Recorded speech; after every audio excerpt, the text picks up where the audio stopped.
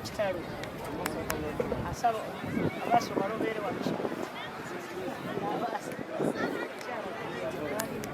tulanyize ku ssaawa babadde tebasoma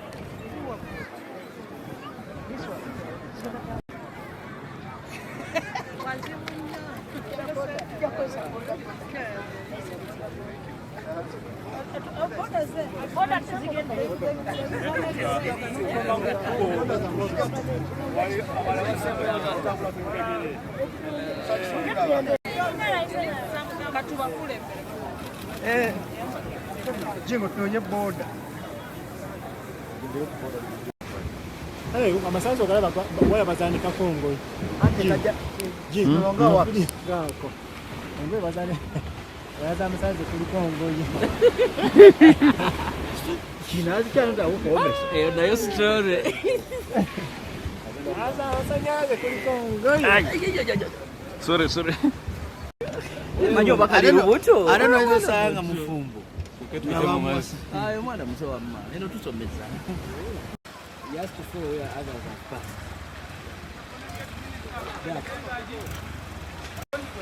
Sikia. Wakati atambule. Sam tambula.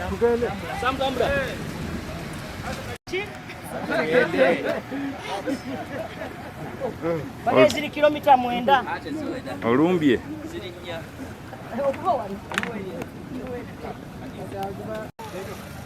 4 kilometers from here.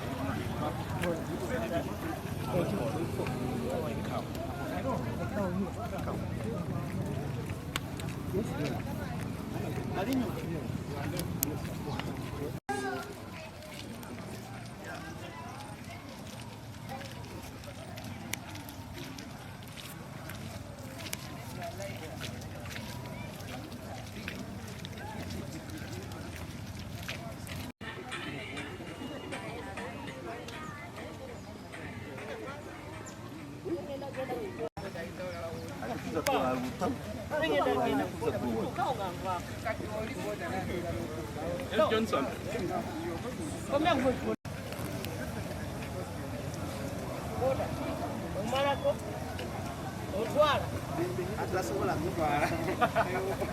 Eze ngenda kulinya boda.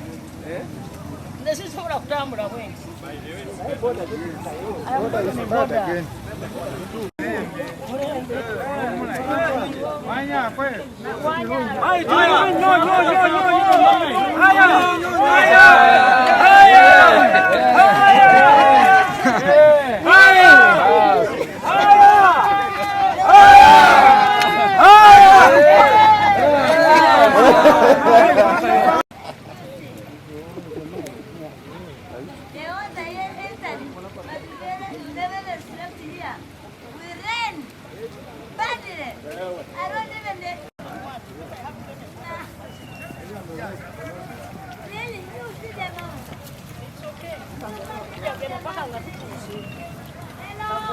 Ketonye tutuukayo.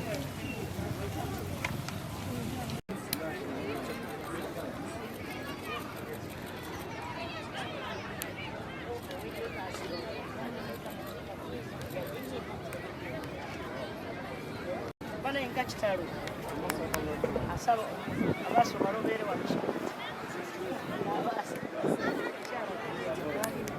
tulanyize ku ssaawa babadde tebasoma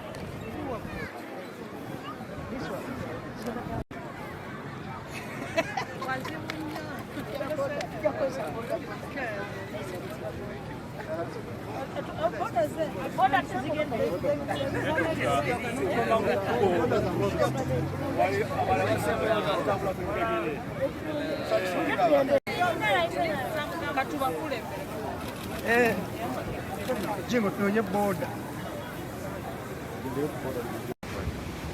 Amasanzo galaba waya bazandika kongo. Ate kaja jingo nga wapi? Gako. Ngwe bazane. Wayaza amasanzo kuli kongo. Kinazi cyangwa ukomesha. Nayo story. Aza wasanyaze kuli kongo. Sorry. Manyo bakali rubuto. Anaweza sanga mufumbo. Ayo mwana mzee wa mama. Neno tusomeza. You have to follow where others have passed.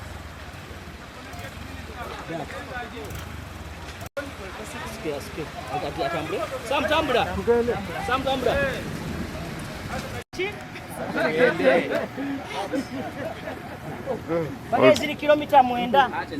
Olumbye.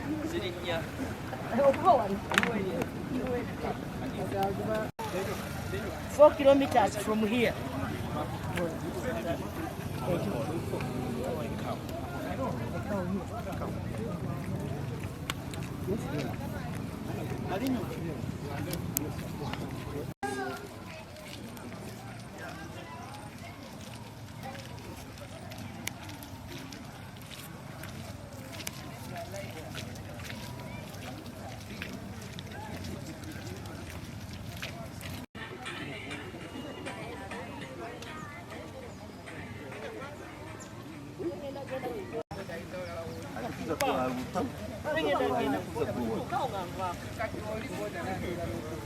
Johnson.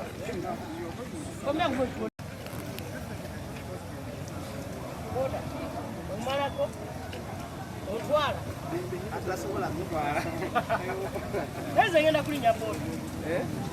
Nesisobola kutambula bwenzi.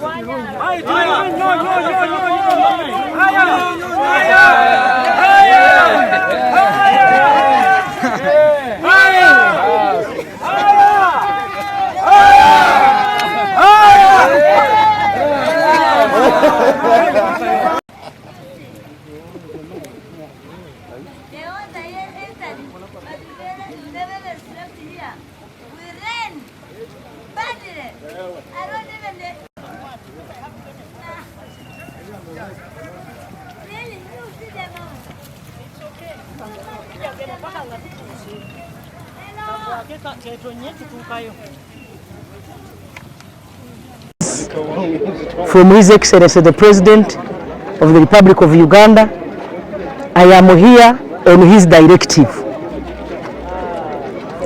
I want to appreciate the local communities for the work so far done. Uganda Red Cross, the Office of the Prime Minister, UPDF,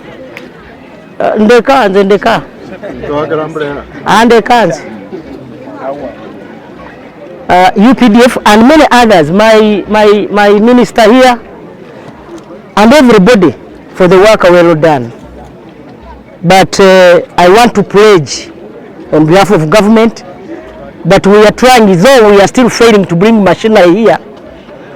Government, under the directive of the President, has already brought here more than 300 soldiers who are going to help to beef up the local community's effort so that we exhume these bodies.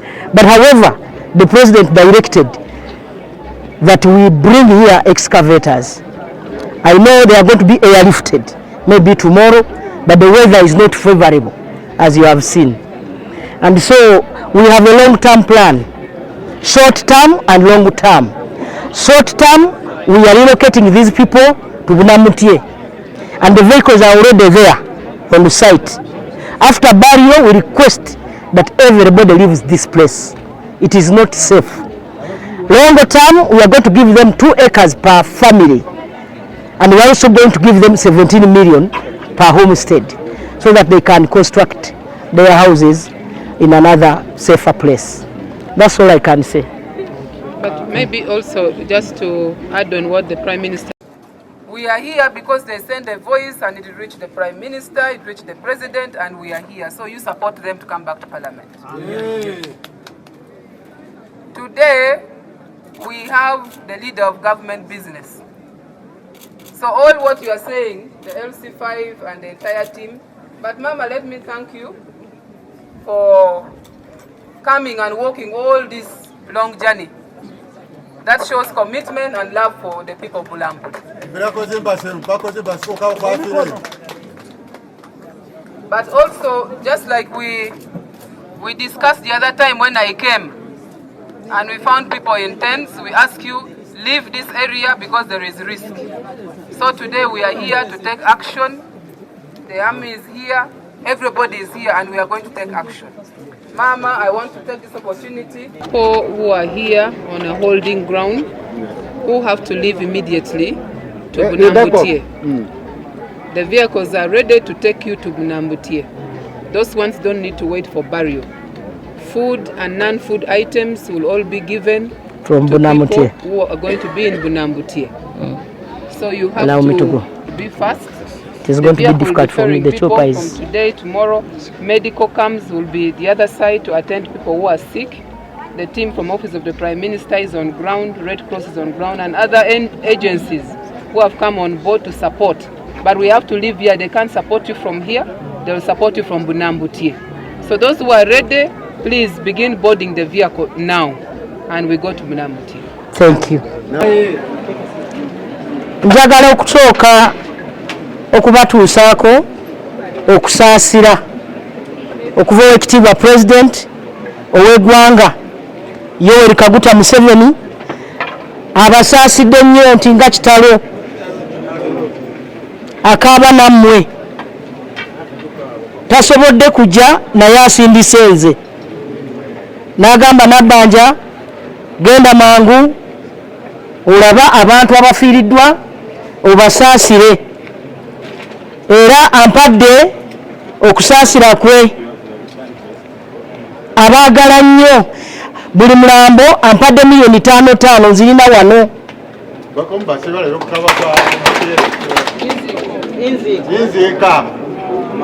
naye ate n'abalwadde n'abawa $1,100,000 okubajjanjaba.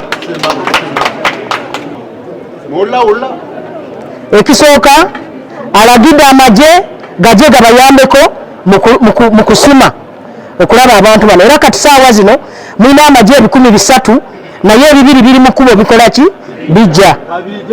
Era njagala okusiima omukulu Don Nabaasa ono kamanda waffe owa subdivision twali badde tusiimisa mashini era zizze naye tezirina wezikola ki weziyita era bwedda agamba oba tuziise ku nyonyi bazisuula ensuuzi wano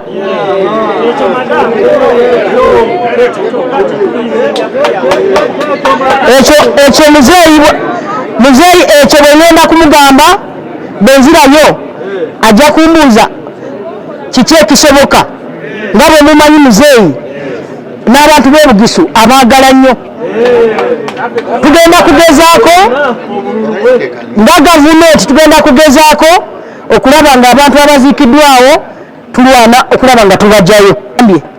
Kaakati obudde butuuse emmotoka ziri wali mukulu Beni Nabaasa azirina abamaze okweteekateeka mugende ku mmotoka mugende Bulambuli ebisigadde twesotingire eyo essaawa zino.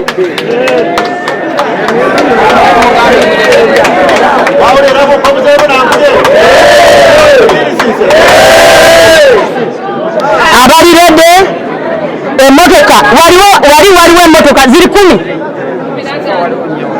wano wakatuuka wonya naye emmotoka zigenda kubeera 10 waliwo zikoma. Abalirede kwata emigugu gyo genda ku mmotoka Bulambuli essaawa zino saagala sawulire saakoze eki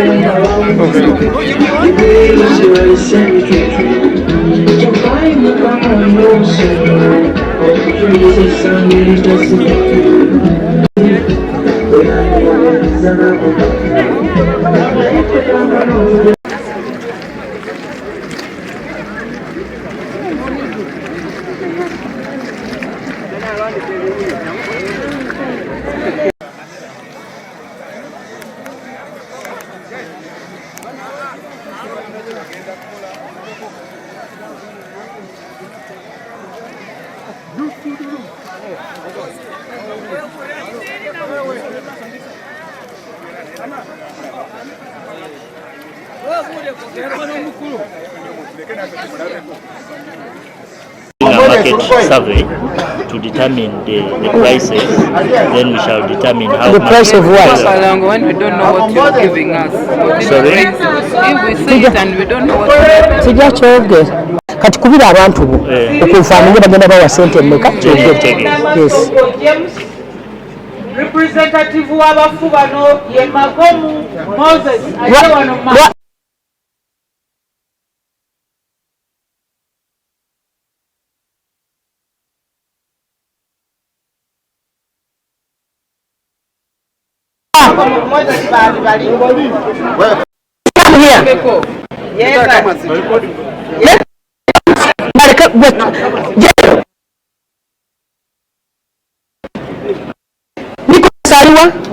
mugenda kusaidia sente zangu. He has lost 2 people. Lete mlara kati mwemuvu